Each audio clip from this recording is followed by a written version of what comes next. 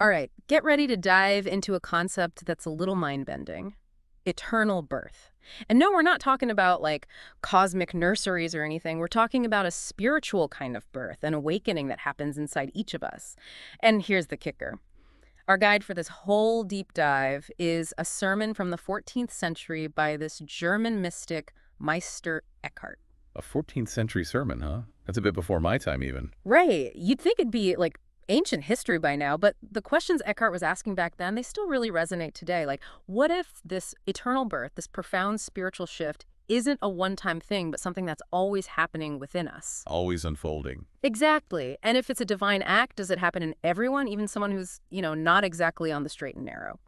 So to help us unpack all of this, I'm so glad to be joined by our expert today. So this sermon, where does it even begin? Well, Eckhart starts with a question that would definitely grab anyone's attention, even today. He asks, where is he who is born King of the Jews? It's the question the three wise men asked when they were looking for the baby Jesus. Okay, I see where he's going with this. He's starting with something everyone knows, a story that's familiar. Precisely. But then Eckhart does this brilliant thing.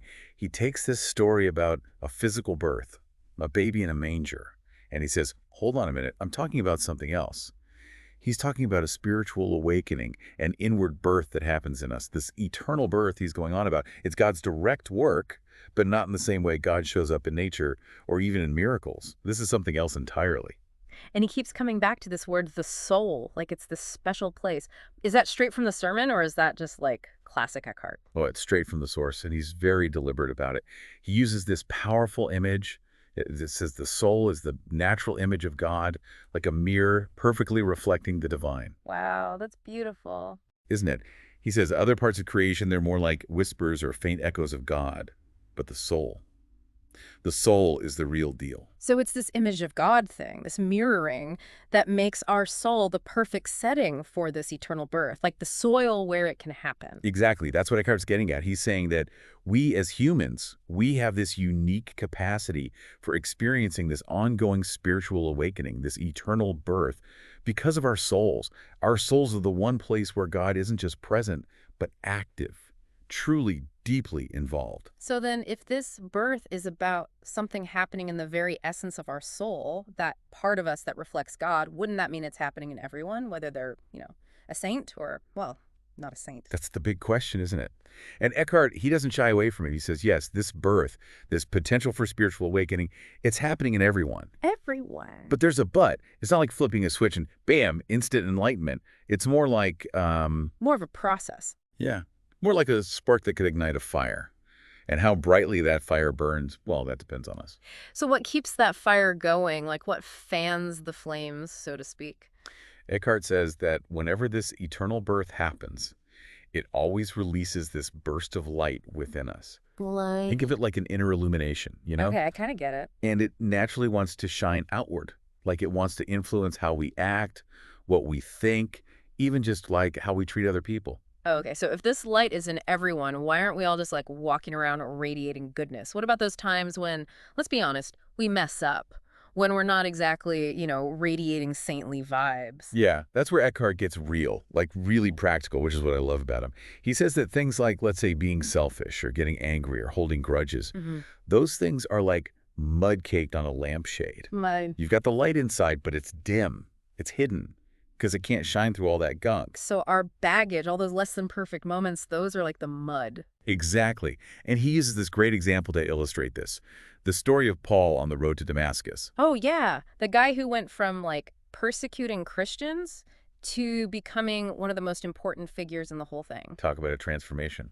Huge. But what does Paul have to do with this inner light thing? Well, Eckhart uses Paul as an example of what this eternal birth can look like when it breaks through all that mud we were talking about.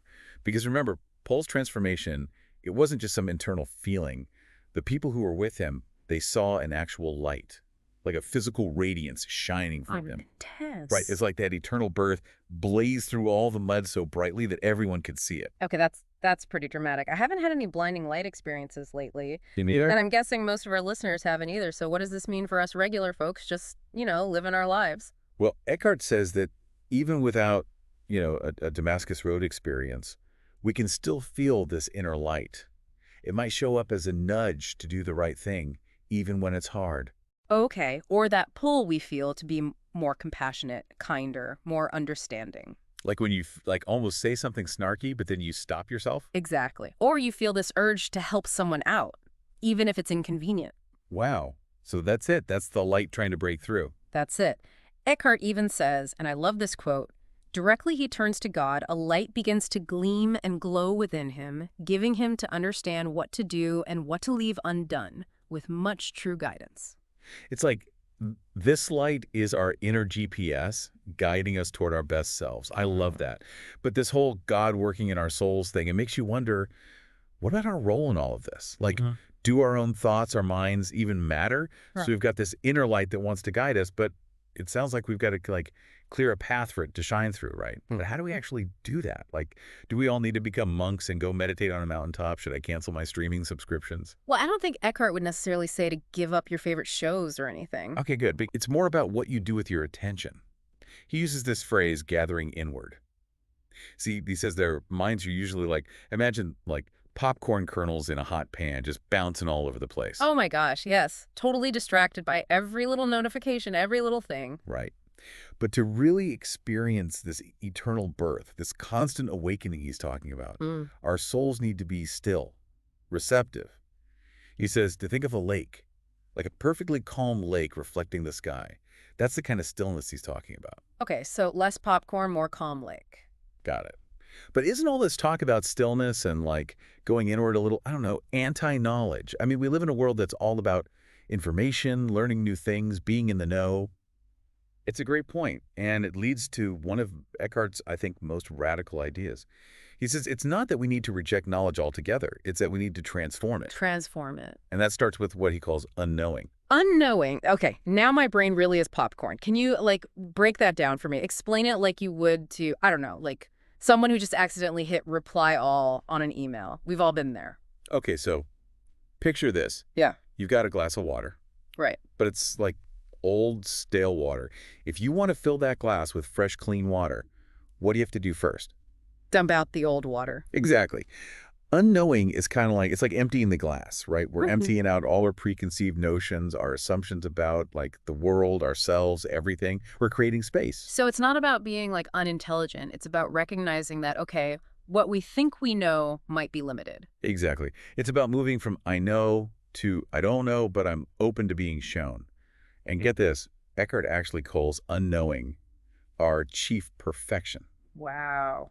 Chief perfection. So to recap, this eternal birth, this incredible potential for like real deep spiritual growth, it's always happening within us. Like it's always there. It's like a current, always flowing. But we're often too busy, too distracted, too full of ourselves, our own thoughts, to even notice it. That's the paradox, isn't it?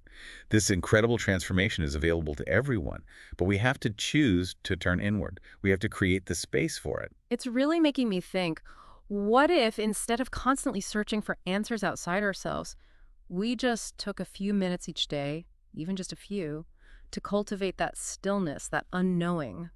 Who knows what amazing changes might be possible if we could just get out of our own way. Right. And let that light shine through. Exactly. Well, that is all the time we have for this deep dive. Thank you for listening.